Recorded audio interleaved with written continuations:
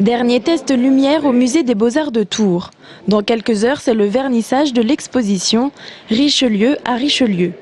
Elle présente des sculptures et des peintures qui ornaient le château disparu du cardinal. Rapide visite guidée en avant-première. Richelieu a été un grand homme d'État, un grand homme d'église, mais il a été aussi un grand collectionneur. Et il avait commandé à cet artiste lorrain, Claude Deruet, un ensemble de panneaux qui représentent donc le feu, l'eau, la terre et l'air, donc les 4 éléments. Une soixantaine d'œuvres sont exposées au total.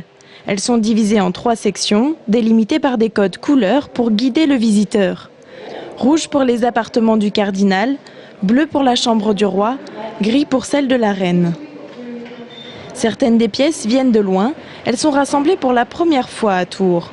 C'est un privilège extraordinaire que l'ensemble des prêteurs ait répondu positivement à notre demande.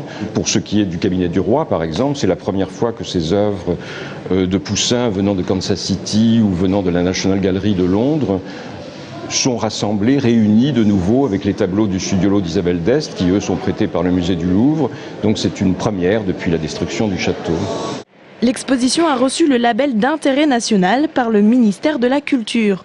D'autres œuvres sont également à découvrir dans le village de Richelieu ainsi qu'à Orléans.